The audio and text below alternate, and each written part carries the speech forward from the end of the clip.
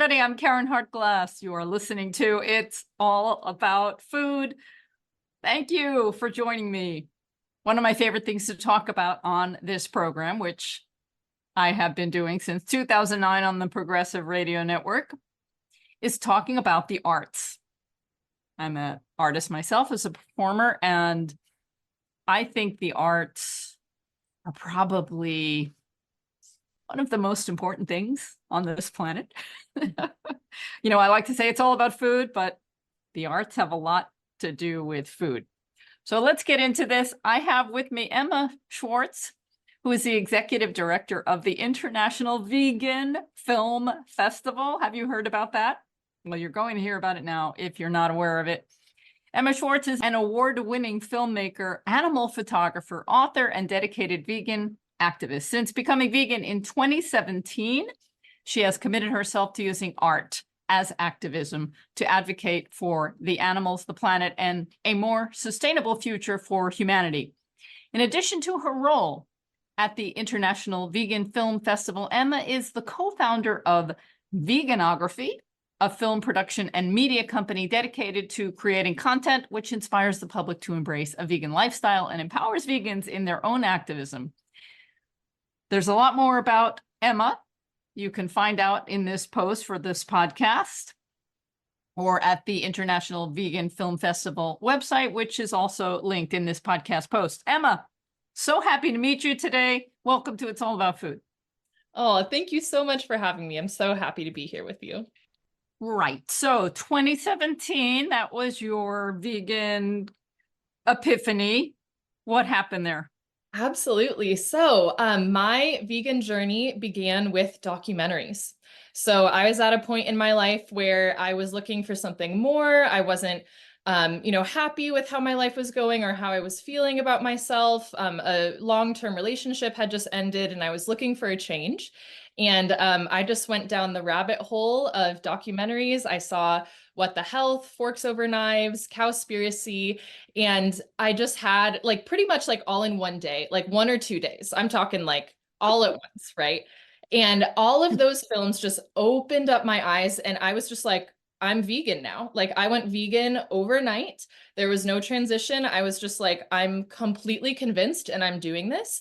And it was honestly like a very easy transition. I immediately felt so much physically better, lighter. I lost like probably 20 pounds within a very short amount of time. My lifelong acne just like cleared up immediately. I felt like I had so much more energy.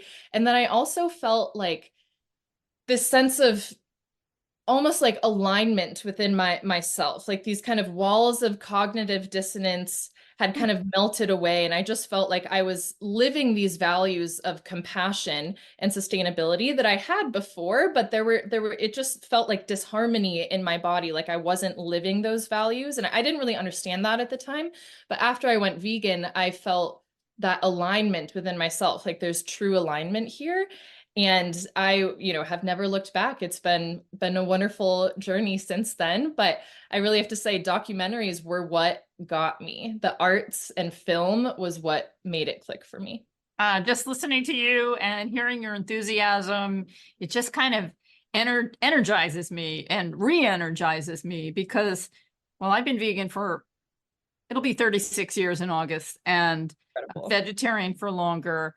It's been a long journey, lots of ups and downs. Being an activist is not always easy.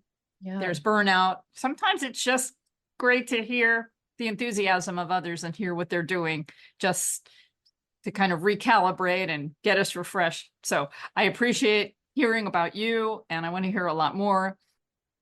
Just connecting the arts to all of it. I wonder, I have no data, but I'm wondering, are more artists vegan than people who aren't artists? Are artists more open, more emotional, more sensitive to seeing reality around us? I'm curious about that. Again, no data, but I talk to a lot of people on the show who are in the arts. Yeah, that's a really interesting point. I don't know either. I don't have any data on We need whether a documentary on that. we do need a documentary on that. We need to investigate that. Yeah, I don't have any data on whether veganism is more prevalent among artists. However, something that I've become really interested in recently is kind of this interplay between arts and activism, and how art has a very important role to play in vegan activism and in the vegan movement, because art oftentimes reaches audiences that are not receptive to traditional like street forms of activism, like AV cubes or something like that. And those types of activism are absolutely necessary and critical and reach a certain audience. So they're very effective for a certain audience, but they don't reach everyone. And especially for people who are more closed off to that, who maybe look at an AV cube and say, like, I'm walking the other direction, I'm not even looking at that, like they're completely closed off. That type of audience is often more receptive to art, documentaries, a beautiful photograph of a farmed animal presented in a very empowering way that they've never seen before. So I think art has a very important role to play in reaching audiences who are not receptive to traditional forms of activism. Absolutely. Yeah. So you're a vegan now, and you saw all these films, and it's funny that you like binged on them and then got it overnight. That's a great story. I can talk a little bit more on that. So Hmm. when I became vegan in 2017, I was actually I was still in university, and I was studying to be a classical cellist. So I come from a background in arts and music and classical music. And I, became vegan like very, very early on, and finished undergrad, and then did a graduate degree in cello as well, and then started a career as a cello teacher. Mm. And all that while I was vegan, just in my personal life. So veganism was something that I was passionate about in my personal life, but it wasn't part of my career. And my goal with being a cello teacher was I wanted to make the world a better place through music. And studying music is very difficult. It requires a lot of dedication and delayed gratification and discipline. And so when children learn music, it really cultivates these wonderful character traits in children of, delayed gratification and sitting down and practicing a craft that takes a really long time and that's really hard. And so that was my goal with being a cello teacher, was to cultivate, these beautiful character traits in children and make the world a better place in that way. And I had a career in music as a cello teacher, and that was very fulfilling. And I had wonderful relationships with my students and definitely saw them develop these beautiful character traits. It was really wonderful. But the more I was in classical music, the more I felt this kind of disillusionment with the effect that my life was having on the world. What I really cared about was animals and the environment, and alleviating the suffering of animals, and making, stopping the suffering and stopping the exploitation of animals. But my career in music wasn't really affecting that. And so I kind of was feeling this disillusionment of like, my career is meaningful, but it's not really what I want to do, the impacts that I want to have on this world. And my partner at the time was, he also had a background in classical music, but he had transitioned into into videography. And so he was a videographer, and one of my cello students actually very serendipitously owned a farmed animal sanctuary that was nearby. And so we started talking with them and like, oh, we're all vegan, this is great, and kind of spending more time with their family. And they ended up hiring my partner as the videographer at the sanctuary. And then they ended up offering me a position as director of advancement at the sanctuary. And when that happened, it was like, this whole world just opened up of like, oh, what I dreamed about of like doing vegan activism full time, like this opportunity is right here for me. And so I finished out the semester with my teaching responsibilities and like quit everything, and then just went to work at the animal sanctuary. And that was an incredible experience. Learned so much there about how to communicate the vegan message and how to talk with people and meet people where they are. And I think the most important thing I learned there was the power of storytelling. and how people really, really connect with stories. They may not care about, all this data of like 3 trillion sentient beings are killed every year. Like that doesn't really hit people. But when they meet like Lizzie the pig and they hear her story and cuddle with her and rub her belly and see her laugh and play, they connect with Lizzie the pig. And then they're able to put that data into context to say, wow, 3 trillion sentient beings just like Lizzie that I connect with are suffering and dying every year. And that really gets people to change. So I learned the power of storytelling at the sanctuary. And my partner and I, as part of the education department, created a couple films at the sanctuary telling the stories of the animals. And we really saw an incredible impact with those films because all of a sudden we were able to reach people who couldn't physically visit the sanctuary. So they couldn't physically meet Lizzie the pig, but they could see Lizzie's film and then connect with her that way. And so we thought, wow, filmmaking has such a potential to reach a huge audience. And that really inspired us to take the next step and focus on vegan filmmaking. So we made the very difficult decision to leave all our friends at the sanctuary, but we knew that we could make a bigger impact with filmmaking. And so that's when we started Veganography. And we've been making films and content on social media ever since. And we've really seen a huge impact with the breadth of audience that filmmaking can reach. And so I like to say that like my life is living proof of how films can change the world. Films made me vegan. Films made me quit my career in cello. Films made me become a filmmaker. So they really can transform people's lives. Okay, I'm really enjoying this energy and enthusiasm. Like I said, when you first gave your introduction, I hope you still get to play the cello from time to time because it's a beautiful instrument and it really has a lot of soul in its sound to communicate, maybe not in words, but in its tone. Absolutely. Yeah. I've taken the cello out with the animals a couple times. Yeah. And oh my gosh, there was this one story where I took it out into the cow field, and it's a huge cow field at the sanctuary. And the cows were on the complete opposite side of the field, like probably like 300 feet away. And I just sat down and started playing. And the moment that my like bow hit the string, Tito the cow, who is this huge guy, he's like probably almost 6 feet tall and over 2,000 pounds, from across the field, as soon as he heard that first note, his head like shot up like across the field, and then he just started running at me across the field. And it's like I'm sitting here playing the cello, and then I see this 2,000-pound cow like running at me, and I'm like, okay, like I'm gonna keep playing. And then he gets closer and closer and closer. He's like not slowing down at all. He's like so excited. And then he got so close, I like jumped out of the chair, and he actually like ran over the chair. Wow. Yeah. And then he settled down, and then I got back in the chair and started playing. And then he just like hung around. He was sniffing the cello, like listening. He just loved it. So farmed animals like totally interact with you. They totally love music. And or Tito, the individual really loved music. So yeah, it's fun to bring music back into play sometimes. Yeah, music and filmmaking, both beautiful and essential tools for communicating. Absolutely.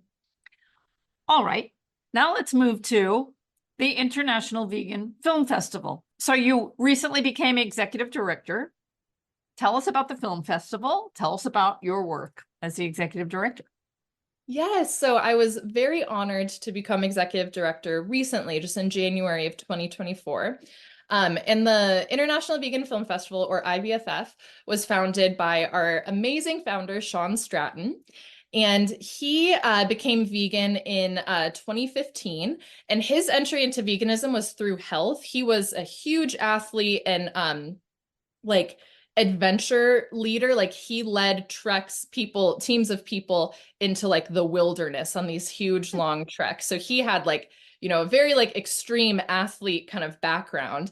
And he entered veganism through health and how that could help him as an athlete. But then he quickly, after learning about all the horrors of animal agriculture, became equally motivated by ethical concerns and environmental concerns. And so that was in 2015. And then a couple years later in 2018, he was kind of like scoping out the vegan landscape and just looking at what, was offered in the vegan movement. And he too knew the power of art. And he realized that there were no film festivals exclusively about vegan films or vegan themed content. And so he decided to start the International Vegan Film Festival. And one of the film festivals that really inspired him was the Banff Mountain Film Festival that had been going for over 40 years. And so he kind of modeled IVFF after Banff. And it really quickly exploded into this huge event every year in the vegan movement. We have lots of great, amazing filmmakers submit content, and it's all about showcasing the work of vegan creatives, or I should back up, like, you don't need to be vegan in order to submit to IVFF. All you need to do is create art that advocates for positive change for, animals, the planet, or related topics. So you don't have to be vegan to submit. We welcome submissions from anyone. But the event is really about elevating activism to an art form, saying that there's a method of activism that can be artistic and focus on art and the interplay with art and advocacy. So we really want to elevate activism to an art form, and we want to engage audiences that are vegan and non-vegan and everywhere in between to help inspire people to embrace compassion and sustainability in their lives. And then finally, our mission kind of moving forward from 2024, we're kind of adding a third element, is to empower the creatives using art as their medium for change. So we're adding a workshop component onto the festival this year that will evolve into helping creatives be more effective at their craft. So the opening workshop this year, the inaugural workshop in 2024, is all about how to craft social media content for animal advocacy in the most effective way to impact your audience effectively. And it's being led by an amazing social media guru who has been doing this for over a decade and has over 1 billion lifetime views on social media. So we're really excited to welcome him as our workshop host. And then in future years, the workshop will kind of narrow to focus more on filmmaking and content creation tactics to really make it specific to creatives. But in this first year, we really want broad appeal because social media is such a huge way that people consume content. It's really the center of modern animal activism. So we really want our audience to be able to engage with this workshop in a very broad way this year. This is brilliant. I didn't know about the workshops, and I'm glad that it's going to expand. I have to say, I have such mixed feelings about social media, but I do know that that's the way things work today, and that's the way to get messages out. So we go with the good, and to educate people on how to use it is really important. I know many artists, they want to just do their art and don't want to market it. And in order to get the information out, especially if you're an animal activist, a vegan activist, you have a little extra motivation to want your work to be seen, to change the world. So that piece of it is really important. I very much see what you're saying. And I was not a social media person for a very long time. I actually didn't have personal social media at all, like from even from a teenager. Like I never had a personal Instagram. I did have a Facebook, but like I deleted it a long time ago. Like so I was very anti-social media for a long time. So I totally get it.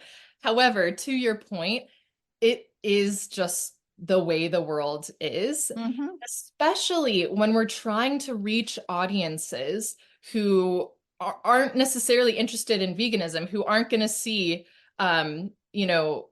What the Health in theaters and say, that's a movie I'm going to commit 90 minutes of my time to go see and buy a ticket to. We're trying to reach the people who aren't necessarily looking to become vegan. And social media is the way to do that, because when they're scrolling, the algorithm can get that piece of vegan content to them very quickly, whereas they're maybe not going to go buy a ticket to see like a vegan feature-length film.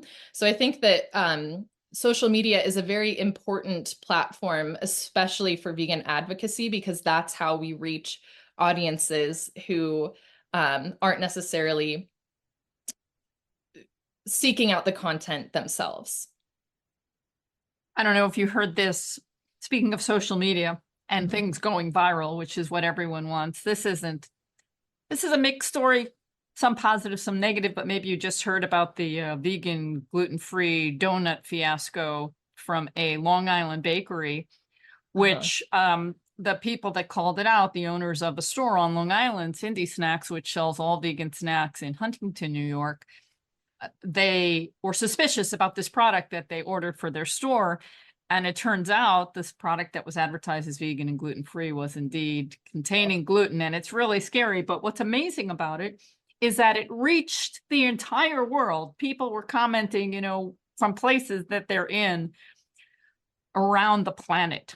Yeah. So when we have a message that hits, Yes. it's just everyone knows about it. And that's the power of social media. And, you know, we applaud the people at Cindy Snacks for jumping on this right away. And I find that a lot of vegan entrepreneurs, I can't say anything about the people who had the gluten donut that wasn't supposed to be containing gluten, because that was supposed to be a vegan bakery. But for the most part, people that own vegan businesses are quite passionate about the products and the message, because it's more than the product. Absolutely. Yes. It's more than a product. And yeah, I love your assertion that that's how you reach, you know, a huge audience, right? And to that end, we actually, so in addition to the workshop being about how to craft social media content effectively, we've actually added a film category specifically for social media advocacy. So people can submit sub 90-second vertical orientation videos to be judged, and we'll give an award with a monetary prize for social media advocacy. And there are a lot of reasons behind that. First of all, I think when done well, social media is an art form. It's really, really hard to get a message across in under 90 seconds and keep people's attention. So it actually is a legitimate art form when done really well. And I know that because in veganography, we do a lot of social media content and it's really hard. So I like am speaking from the struggle of an artist who works in that medium. So it definitely is a legitimate art form when done really well. But it also, to your points, it's the center of where where animal activism is taking place nowadays, and it's the majority of how people consume content. Like I may watch like 3 feature-length films a month, but I probably see like thousands of social media videos like every month, you know? So it's just like where our society is at that point. So we're trying to bring that into IVFF and kind of connect IVFF to the center of modern animal activism and recognize the incredible artists that are working within that medium. This is a chicken and egg question. I don't know if you have the answer, which came first, but were there lots of vegan films before the International Vegan Film Festival began, or has it caused an explosion or maybe an increase because the festival exists? Yeah, that's a great question. I think, I think that veganism has just become more mainstream in general within the last like 10 years. Cowspiracy came out in 2014. And I think that was and Forks Over Knives was 2011. So that was a pretty pioneering documentary at its time. So I think that just in the last 10 years, veganism has kind of infiltrated like all parts of our society. And then more people are becoming vegan, and more people, like me, who become vegan and then they use what they're already doing in their life to be a form of vegan advocacy. So I think probably veganism came first.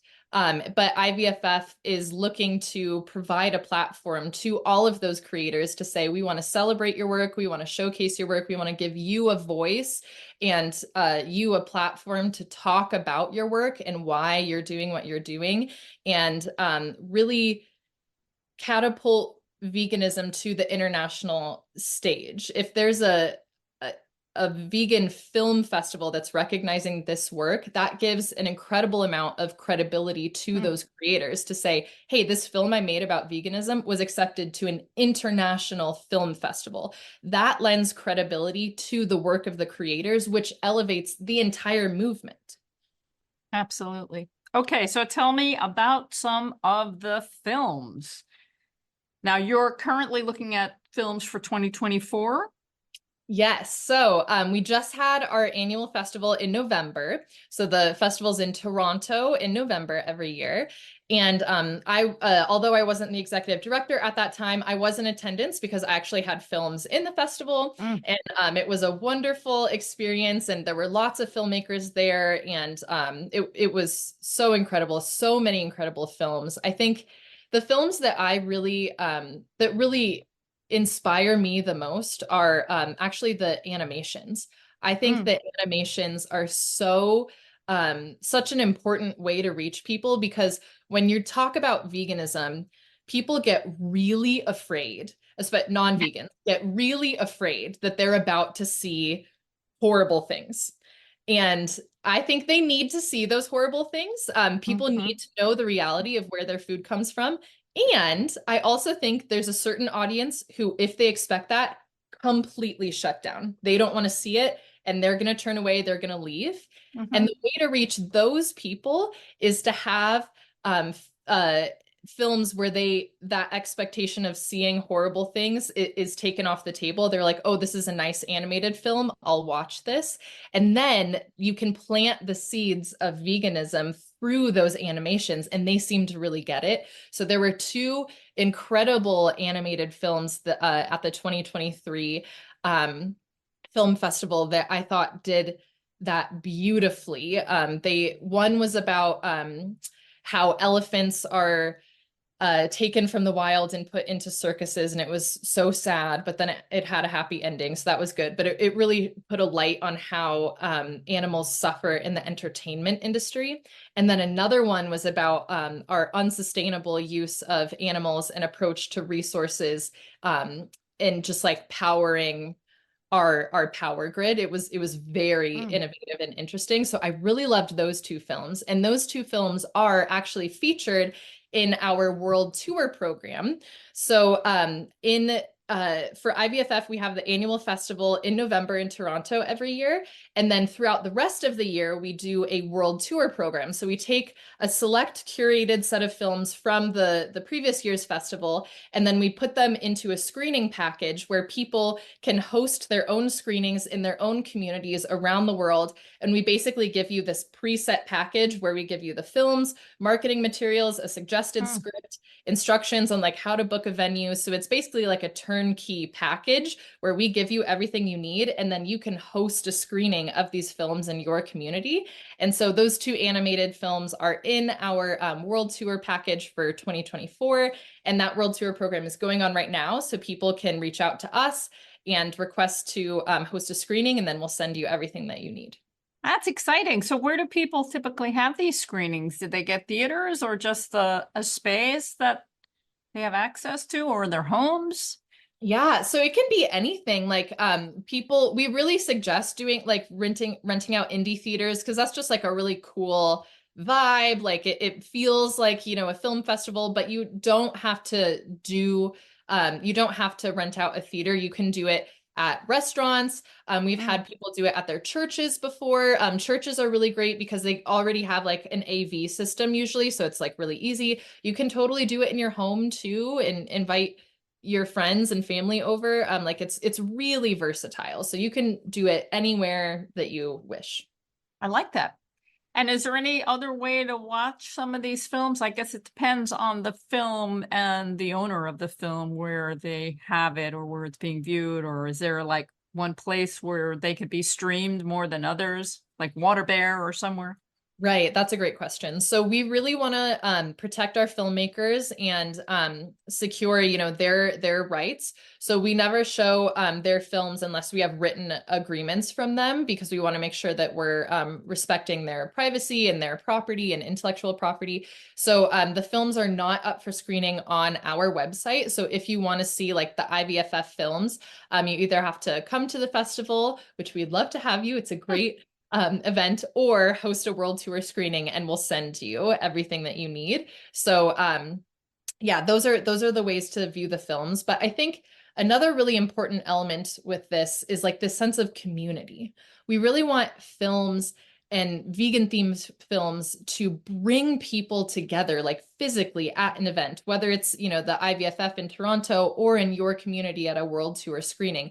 We want these films to be something that people gather around, that spark conversations and spark inspiration and empowerment for change. Not everyone you don't have to be vegan to host a world tour screening. You don't have to be vegan to attend any of our events. Like, this is all about bringing people together and just sparking conversations about compassion and sustainability and what that means for you. So we really want these films to be like a gathering for people. I'm very excited about this. That's got me thinking about all these different possibilities. So I'm going to have to look into that one. Wonderful. Yeah. Let's talk about you for a minute and veganography. What are some of your favorite projects that you've been involved with? Yeah. So veganography, we started out like I said, at the sanctuary. Veganography wasn't formed then, but it was my partner and I making films telling the stories of the animals at the sanctuary. So kind of featuring like, this is Lucky the cow, and this is his rescue story and his journey. And that's where, we really learned the power of storytelling. And we've made a number of films like with that premise of kind of animal rescue stories, or we did a film about the love stories at the sanctuary. So we featured 6 different relationships of love, and it was very diverse. It was like a mom and baby, a romantic love, kind of companionship, friendship, family. So we kind of featured the different kinds of relationships that animals have together. And that is honestly one of my favorite projects. I think that was really like a really fun story to tell, because it required us like really knowing the animals and knowing their relationships and observing them and being out there with them to capture, these moments of love between them. So that was really special. But now we've kind of morphed more into shorter form content. So we actually, like I said, I was never a social media person, but now with veganography, we've kind of fallen in love with social media and short form content and just the impact that it can have in advocacy. And when you do it in interesting ways, like we've gotten really into 3D animation now. So a lot of our work is based entirely in 3D animation as opposed to traditional filmmaking. That look of 3D animation kind of like captures people's eye, and they're like, huh, what's this about? They're kind of drawn in just by the medium itself. And then all of a sudden there's this vegan message that gets through because they were drawn in by the 3D animation. So we found that is really successful. So we're doing lots of social media content. And then we're also working with a lot of organizations and nonprofits to create campaign videos for them. So we just completed a campaign video, a series of campaign videos with this bat sanctuary in Texas to help them try to legislate protections for bats against extermination. In Texas, bats can just be like completely exterminated without any consideration at all. So we created these campaign videos to address stakeholders in the community, asking them to support legislation that protects bats from extermination in certain circumstances. And so that was really impactful work. And all of that was 3D animated as well. So we're doing a lot of stuff like that now, trying to kind of influence legislation. And we're really excited about that because it requires kind of a whole new level of like artistic thinking of like, how do I take this kind of like nitty gritty, like legislative stuff, but make it in a creative way that like captures people's attention and is visual. So it's kind of a new challenge in our work, and we're really excited about that. I'm just sitting with the concept of a bat sanctuary. Yes. And just the fact that every live species on this planet can be exploited for one reason or another Yes. that we're not aware of. And there's Absolutely. a bat sanctuary. Yeah, so it's funny, we created these campaign videos for them, but actually about a year ago, we went to this same bat sanctuary to make a film about them. So different project. And so we got to be in there with the bats, and it was so incredible. It was like this very big room. So it was very big, but dark, because they want, the bats are nocturnal, and they do have natural daylight coming in so that the bats can keep their natural rhythm. But there were like 700 bats in this enclosure, and they have little roosting nests, and then everything was mesh so that the bats who maybe can't fly or don't want to fly can still like climb around. So it was incredible being in this room with 700 bats. And there are like bats everywhere, like flying, but also climbing above you. And the ceiling was very low. So the ceiling was probably like here. So like maybe a foot above my head. So we were really close with them. I mean, we could like look them in the eye when they were hanging down, upside down. So we were like face to face with them. And they are just the most curious, like intelligent animals. Like they would look in your eyes and you could really see like they were checking you out. They were like, who are you? What are you doing here? Like, do you have treats for me? Like, are you going to give me fruit? Because that's what I want from you. Like, it was so funny how just like sentient and aware they were. It was an incredible experience. And then I have a funny story. My partner and I were in there with our cameras, like filming them. And we're looking, we're filming these bats ahead of us. They're hanging above us, these bats above us, and they're hanging upside down, looking in our eyes. And then I see two of them that are above us. So they were hanging upside down. Then they reach their arms up, and then they hook their arms on the ceiling and then turn right side up. So their head is facing up, and then they start peeing on us. And they peed on both. They got us. They got me and my partner and our cameras. And it was just like raining down on us. And it took us a second to realize what was happening. I was like, why am I wet? Oh. And they were peeing, but it was all part of the fun. No one got hurt. But yeah, they're incredible. And bats are super intelligent, and they're very exploited. A lot of their residents were rescued from zoos or like the exotic pet trade. Just horrible stories of like, they told us the story of one bat who was put in like a glass cage, just, maybe 12 inches by 12 inches at a gas station, just for like people to look at as they came in to get snacks at a gas station for like 13 years. Oh, I know, it was so sad, but they have a happy life now at the sanctuary. But yes, unfortunately, every type of animal is exploited by humans. humans have a real dark side. Yeah. But then there are some good ones doing wonderful things. And that's what we have to focus on and support. The good stuff. Whew. Stuff. Yeah. You may have thought about this already, but I want to see a short of you playing cello with that cow. I think we have video of it, so I can send that to you. No, but it really should be a nice little story somehow. Yeah. Yeah, it's a good one. Whew. Back to the International Vegan Film Festival, you also have a cookbook category. What is it and why? Yes. So the cookbook category was added, I think, in the third year of the festival. And Sean's vision for that was, the films are the inspiration. The films reach people and inspire them to change. Like, okay, I want to be vegan. Now what? What do I eat? And then he wanted to provide a practical solution. Well, here are the best vegan cookbooks of the year. right here, this is what you eat. So it was really this kind of symbiotic relationship between the films and the cookbooks. The films are the inspiration for change, and the cookbooks are the practical application and support to help people transition through that inspiration into empowerment and actually taking action and implementing that change in their lives. So who's deciding on the winners of the cookbook? Is it the same judges? Yeah, that's a great question. So for the films, we have a panel of judges that are experts in their industry, and they vote on the films. And the executive director is not part of that panel, so I don't vote. That panel is separate because we want to keep everything very fair.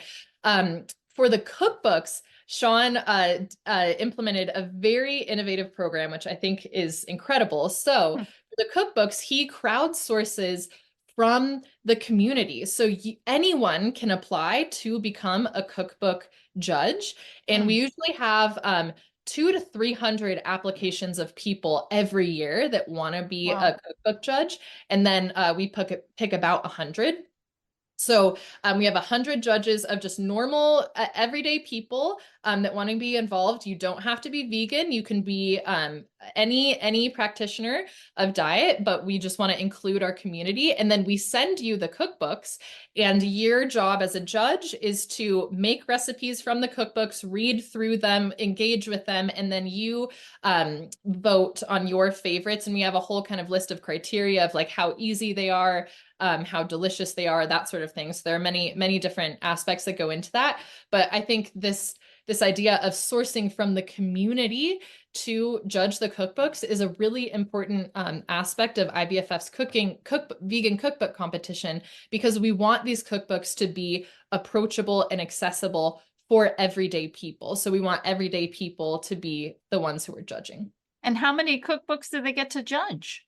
Yeah, so we usually have about 30 submissions every year, and then we give for cookbooks, and then we give prizes like first, second, and third prizes. So the judges get 30 cookbooks.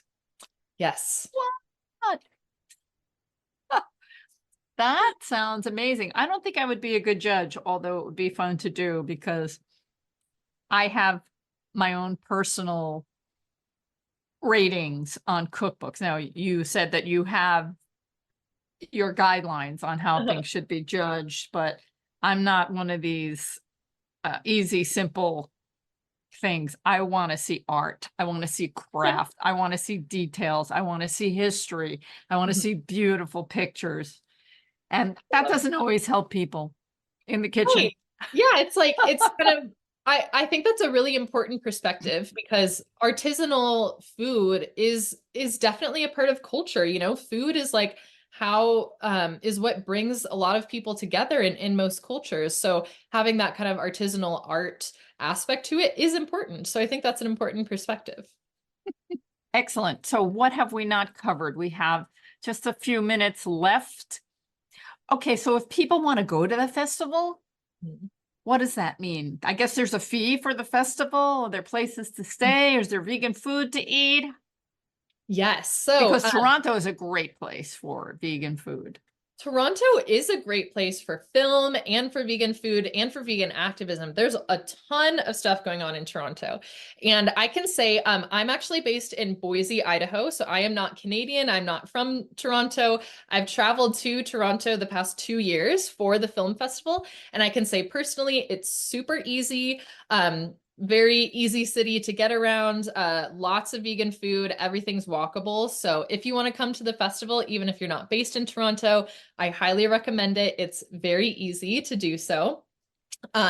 So yeah, we'll be posting on our socials how to purchase tickets. We're just now kind of finalizing our date and venue, so that will be announced very soon for the 2024 festival. So just watch our socials, which are at Vegan Film Fest. Those are the IVFF socials on Facebook, Instagram, Twitter. Everything is just at Vegan Film Fest. And we'll be announcing the 2024 details. If you would like to host a world tour screening in your community, go to our website, and there's a big tab of world tour screenings. Just click on that, and that has everything that you need to know. Our website is theivff.com. So theivff.com, and you can get everything you need there. There's no streaming option though for the festival. So there has, during COVID, Sean added a virtual element to the festival. And we're kind of deciding whether or not we want to continue that in the future. So we'd love people's input. If you want a virtual screening, like, please let us know. We're really kind of debating what value that adds to our community. So we'd love to hear from people if they want a virtual screening option during the festival time or not. Okay, excellent. Yeah, I see the value of people getting together and creating a community, and a lot more will happen, but some people just can't make it to Toronto. Yeah, but you can do a world tour screening in your community though. Exactly. Yeah. So do you know what's in the current virtual screening bundle? Yes, so those for the world tour screening, those films have been selected. So yeah, that is like a package that's ready to go. So if you want to schedule your world tour, like, we have that ready for you. Our submissions for the 2024 festival are now open, so we're accepting film submissions from that. We have 8 different categories. So a lot of like health, lifestyle, environmental, animal advocacy, the social media category that I mentioned, and then another category that we are adding this year is called intersectional.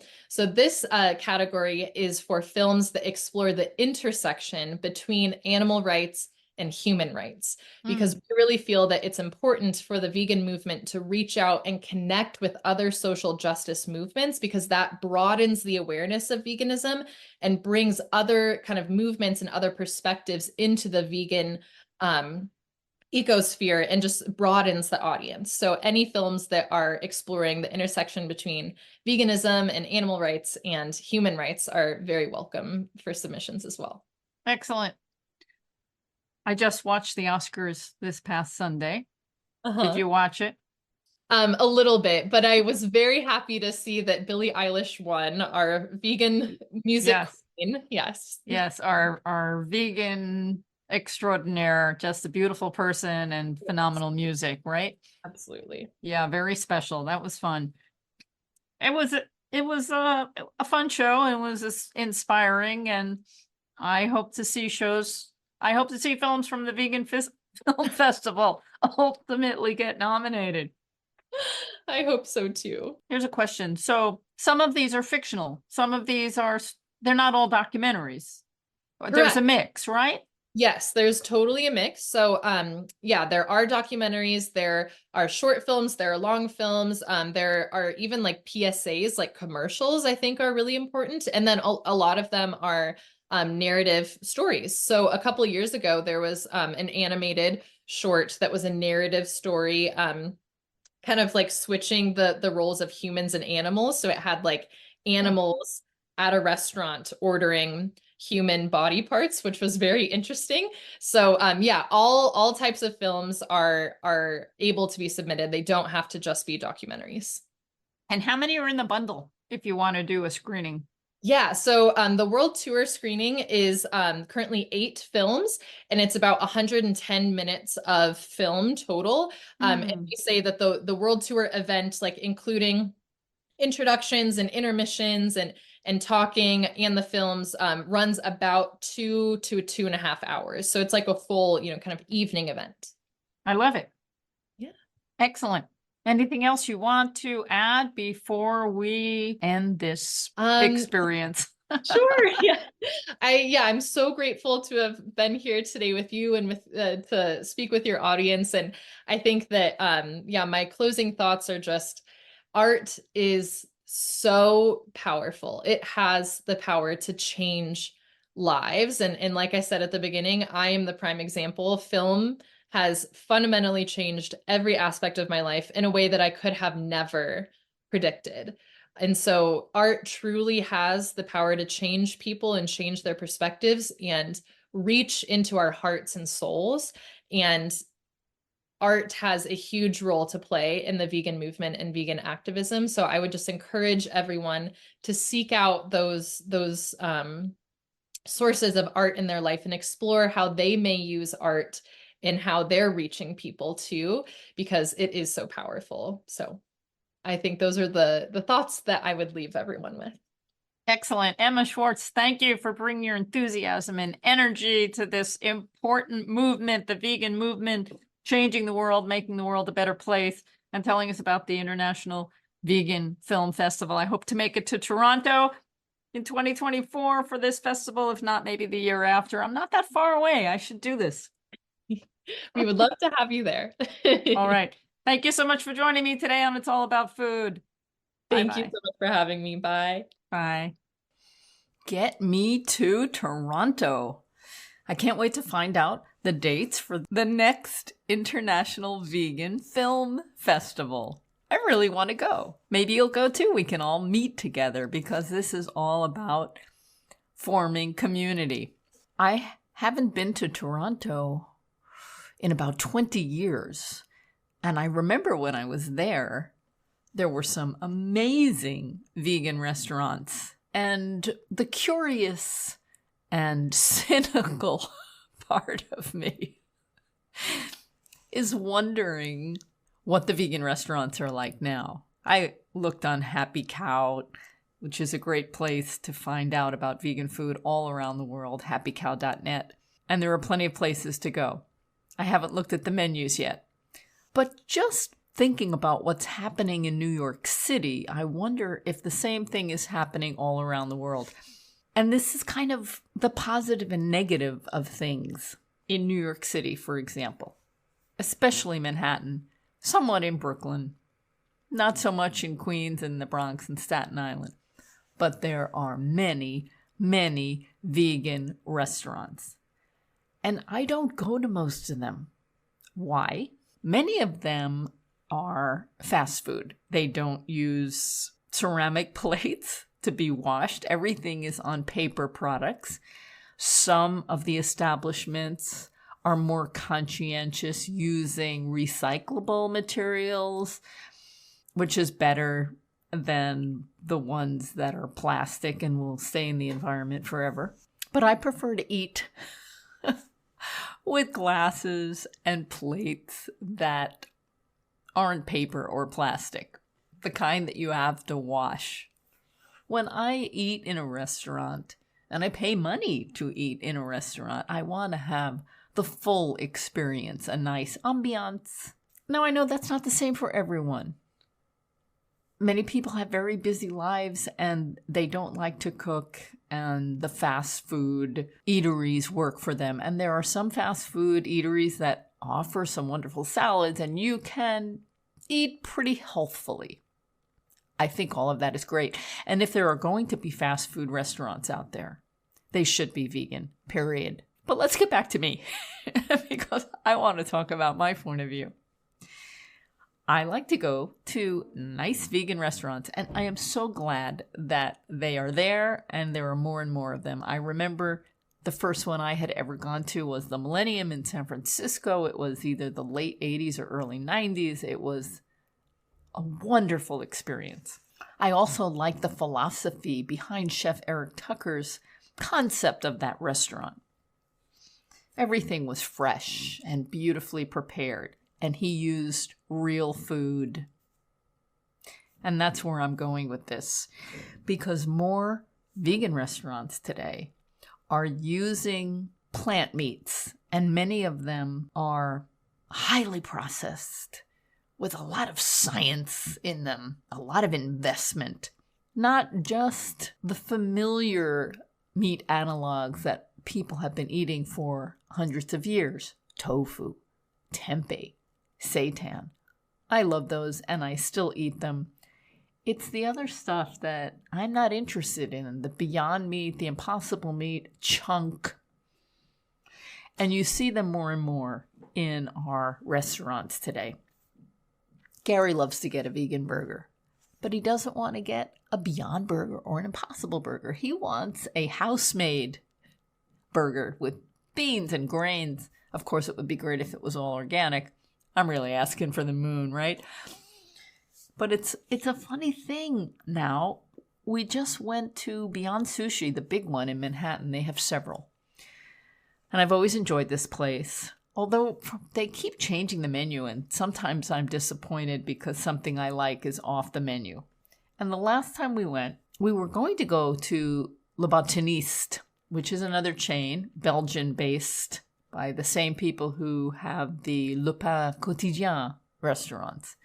But Le Botaniste is completely vegan, and everything is pre-made, so it's presented to you in front of a glass case, and people behind the case put together your selections of what you want. And the food's pretty good. It's counter service. It's better than fast food. I was going to meet some friends there, and when we got there, the restaurant was closed for a private event. So we had to quickly come up with another option. I knew Beyond Sushi was close by, and it's a beautiful space, the one on 37th near Broadway. The menu had changed yet again, and this time there was more of these manufactured foods that I'm not interested in. They have a sunny side up egg, which is not an egg, and they have a variety of different fish products that aren't fish, they're plant-based, and meat products that aren't meat, they're plant-based. Okay, I support that. If we're going to have restaurants that are serving meats and fish, they should be plant-based. But me, I prefer real food. Real food. I don't need it to be highly processed and manufactured into something that looks or tastes like an animal or something that came from an animal. So I was a bit frustrated. And it was funny because a long time ago, when I would go to a regular restaurant, I rarely go to regular restaurants now, the ones that are not vegan or vegetarian, I would have to look in the menu and see what I could put together to get. And I felt like, am I doing the same thing here in a vegan restaurant? What can I find on the menu that is made from real food? Oh dear, what have we become? Fortunately, there were some items. So my request out there to all the vegan restaurant folks, I know it's hard to run a restaurant. That's why I'm not running one. It's too hard. But for all of those who do, I am grateful. Thank you for the access. But please keep a few interesting, delicious items on your menu that don't contain these highly processed animal analogs, please. There are still a few, thank you, here in New York City that I will probably frequent a lot more. Caravan of Dreams. You may remember the interview I had recently with its founder, Angel. Organic Grill with Vlad. Awesome place. Hungawi, vegan and Korean, and incredible food there. And then there's the New Candle on the east side of Manhattan. It's not the same as the old candles, Candle Cafe, Candle 79, Candle Cafe West, but they are keeping it real, and I'm grateful for that. That's my commentary today on vegan restaurants on It's All About Food. Thank you for joining me. I hope you enjoyed my conversation with Emma Schwarz and the International Vegan Film Festival. Let's meet there this year. In the meantime, have a delicious week.